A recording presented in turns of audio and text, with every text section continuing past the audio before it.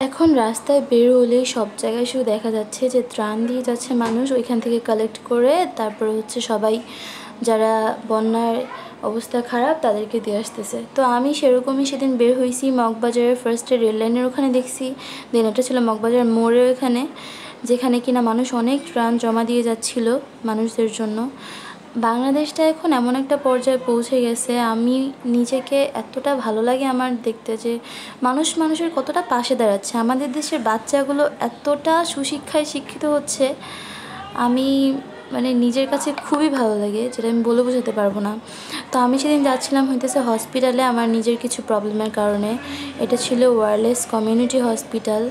তো এখান থেকে ফার্স্টে আমার ইঞ্জেকশন দেওয়া লাগছিল 2টা, দেন হইতেছে আমি 3টা টেস্ট করাইছিলাম। তো যাই হোক, সুস্থতা যে আল্লাহর কত বড় নিয়ামত, এটা আমরা অসুস্থ না হওয়া পর্যন্ত বুঝি না। এটা সব জিনিসই যতক্ষণ পর্যন্ত আমাদের কাছে সুখ শান্তি বা ভালো জিনিস থাকে অতক্ষণ পর্যন্ত আমরা টের পাই না যে ওইটা কত বড় একটা নিয়ামত। বাট ওটা যখন না থাকে তারপরে আমরা টের পাই। তো এইখানে হইতেছে ইঞ্জেকশন পুশ করা হয়েছিল, যে জায়গাটা আমার পেইন করতেছিল একটু, বাট যে ইঞ্জেকশনটা পুশ করছিল মাশাআল্লাহ ভালোই ছিল, কারণ গল্প করতেছিল। দেন রিয়াদ হইতেছে টেস্টের জন্য আসলো। তো আমরা তারপর বাইরে আসলাম চলে আসবো দেখে। তো এখানে ভেলপুরি মামাটা এত ভালো ছিল আলহামদুলিল্লাহ, ওনার কথাবার্তা ব্যবহার। তো রিয়াদ ফার্স্টে যেটা নিয়েছিল ওটা ছিল ঝাল ছাড়া, আর আমি আমার জন্য বলেছিলাম বেশি করে ঝাল দিতে। তো উনি এত মজা করে বানায় মাশাআল্লাহ, ওনার হাতে মানে কি বল জাদু আছে। আমি তো ফার্স্টে এই যে এখন হইতেছে উনি চিলি ফ্লেক্স দিতেছে এর মধ্যে, দেন নর্মালি টকটা যেটা সবাইকে দেয় ওটাই দেবে, এক্সট্রা হইতেছে চিলি ফ্লেক্স অ্যাড করছিল বেশি ঝালের জন্য। তো আমার কাছে অনেক ভালো লাগছে। আর মামা আমরা হচ্ছে 2 প্লেট আমি নিয়েছিলাম ঝালের, আর রিয়াদ হচ্ছে 1 প্লেট নিয়েছিল ঝাল ছাড়া, এই 3 প্লেট।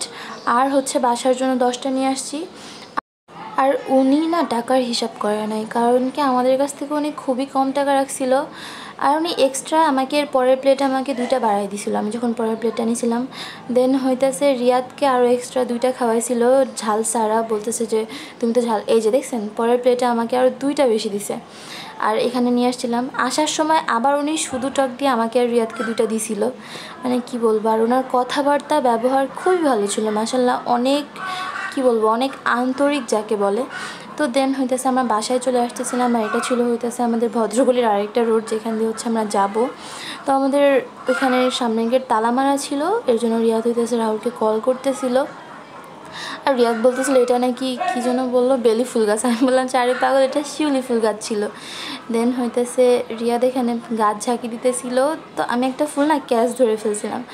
তো এই লাস্টের ফুলটা হইতেছে আমি আফির জন্য নিয়ে গেছিলাম, একটাই আমি গাছ ধরতে পারছিলাম, রিয়াদ হচ্ছে গাছ ঝাঁকি দিছিল, গাছের থেকে অনেকগুলো ফুল পড়ছিল। দেন একটা নিয়ে গেলাম আফির জন্য, আর আমি একটু হাতের উপরে ঢংসং করতেছিলাম।